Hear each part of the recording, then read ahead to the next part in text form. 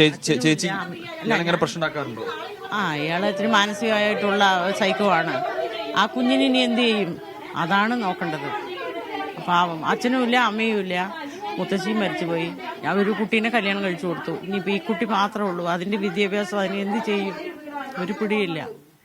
ഈ അയൽവാസികൾക്കൊക്കെ തന്നെ സമാനമായ കാര്യം തന്നെയാണ് പറയുന്നത്. അവർക്കൊക്കെ ഒരു പേടിയുണ്ട് എന്നുള്ളതാണ് അയൽവാസികളായാലുണ്ട്. ചേച്ചി, ഇയാളെ കുറിച്ച് നിങ്ങൾക്ക് അറിയോ? എങ്ങനെയാണ് അറിയാം? അയാളൊരു എന്താ പറയാ സാറേ, ഒരു മനുഷ്യ മനസാക്ഷി ഇല്ലാത്ത ഒരു വ്യക്തിയാണ് അയാള്.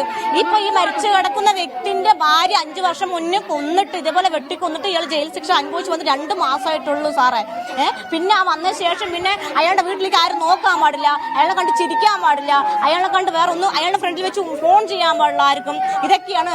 അപ്പൊ ഞങ്ങൾ ഇതെല്ലാവരും അറിഞ്ഞപ്പോൾ ഞങ്ങൾ ഇവിടുന്ന് പോലീസ് സ്റ്റേഷനിൽ കംപ്ലൈന്റ് കൊടുത്തതാ. അങ്ങനെ വധഭീഷണി ഉണ്ട്, എന്തെങ്കിലും വധഭീഷണി ഉണ്ട്, അപ്പൊ ഞങ്ങൾ ഇയാളെ ഇവിടെ നിന്ന് മാറ്റി തരണം എന്നുകൊണ്ട് ഞങ്ങൾ പോലീസ് സ്റ്റേഷനിൽ കൊടുത്തതാ. അപ്പൊ പോലീസുകാർ പറഞ്ഞു, അയാളെ നിങ്ങൾ എന്തെങ്കിലും ഉപദ്രവിക്കാൻ വന്നോ, അല്ലെങ്കിൽ എന്തെങ്കിലും ആംഗ്യം കാണിച്ചോ, ആ വധഭീഷണിയുടെ രൂപത്തിൽ എന്തെങ്കിലും ആംഗ്യം കാണിച്ചോ, അല്ലെങ്കിൽ വേറെ എന്തെങ്കിലും നിങ്ങളുടെ സംസാര രീതിയിൽ എന്തെങ്കിലും വധഭീഷണി ഉണ്ടായി ചോദിച്ചപ്പോൾ അങ്ങനെയല്ല, അയാളുടെ മൈൻഡ് ശരിയല്ല എന്ന് കൊണ്ട് പറഞ്ഞപ്പോൾ ഞങ്ങൾക്കൊന്നും ചെയ്യാൻ പറ്റില്ല. അയാൾ കുറ്റം ചെയ്തു, അതേമാതിരി ശിക്ഷ അനുഭവിച്ചു, അത് കഴിഞ്ഞു, അയാളുടെ വീട്ടിലേക്ക് വന്നു, ഞങ്ങൾക്ക് ഇനി പോലീസുകാർക്ക് ഒന്നും ചെയ്യാൻ പറ്റില്ല എന്നാണ് അവർ പറഞ്ഞത്. ഇപ്പോൾ ഇങ്ങനെ രാവിലെ അടിച്ചിട്ട് വടിവാള് കാണിച്ചതാ സാർ അയാൾ. ആ സ്വന്തം അമ്മായിയുടെ അടുത്ത്, ഈ പ്രതിന്റെ അമ്മായിയുടെ അടുത്ത് ഇയാൾ രാവിലെ വടിവാള് കാണിച്ചത്. കണ്ടോ അമ്മ, ഇത് കണ്ടോ, ഇതാണ് എന്റെ സെറ്റപ്പ് പറഞ്ഞു. അപ്പൊ അമ്മായി പറഞ്ഞു, ഇതിനൊന്നും നിക്കല്ലേ, നീ ഒരിക്കലും ഇങ്ങനെ പെട്ടുപോയില്ല, ഇതൊന്നും നിക്കല്ലേ, നീ നിന്റെ കാര്യം നോക്കി വീട്ടിൽ മിണ്ടാതിരിക്കുക. പറഞ്ഞപ്പോ ഇത് കൊണ്ട് വെട്ടിയാൽ ബൈക്കിൽ പോണവരിനെയും വെട്ടാ എന്ന് പറഞ്ഞു. അത് കഴിഞ്ഞ് പറഞ്ഞിട്ട് ഒരു അരമണിക്കൂർ ചെയ്യുമ്പോഴാണ്, അരമണിക്കൂർ കഴിഞ്ഞുള്ളൂ, അതിനുശേഷമാണ് ഇപ്പൊ ഈ ഇയാളിനെ ഇങ്ങനെ വെട്ടിയിട്ടിരിക്കുന്നത്. ഇപ്പൊ എത്ര മണിക്കായിരുന്നു സംഭവം? ഇതിപ്പോ ഒരു 9:30 ഒരു 9:45 അത്ര ആയിട്ടുള്ളൂ സാറേ. നിങ്ങളൊരു പേടിയോടുകൂടിയാണ് നിങ്ങളൊക്കെ ഇവിടെ അയാളോട് സംസാരിക്കാനല്ല, അയാൾ കണ്ടാൽ തന്നെ പേടിയാണ് സാറേ ഞങ്ങൾക്ക്. സത്യം, ഞങ്ങൾ ഒന്നും പോകാറില്ല. പക്ഷെ ഒരു അധികം സംസാരിക്കില്ല സാറേ. അങ്ങനെ മൈൻഡിൽ ആരോടും മിണ്ടാത്ത തന്നെ മൈൻഡിൽ ഒറ്റയ്ക്ക് ഇരുന്ന്, അയാളുടെ വീട്ടിൽ ഒറ്റയ്ക്കാണ് അയാൾ താമസിക്കുന്നത്. ഒറ്റയ്ക്ക് ഇരുന്ന് ഒറ്റയ്ക്ക് എല്ലാം ചെയ്ത് അയാൾ വാതിലടച്ചിടും സാറേ. വാതിൽ തുറക്കില്ല.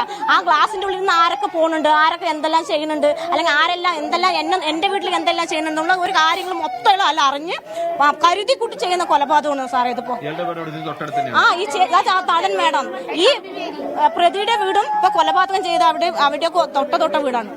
ഞങ്ങൾക്ക് ഭയങ്കര ഭീഷണിയാണ്. നാളെ മലക്ക് ഞങ്ങൾക്ക് തന്നെയാണ് ഗതി. അപ്പൊ ഞങ്ങൾക്ക് എന്തെങ്കിലും ഇയാളെ പറ്റി ഒരു പരിഹാരം കണ്ടേ പറ്റൂ.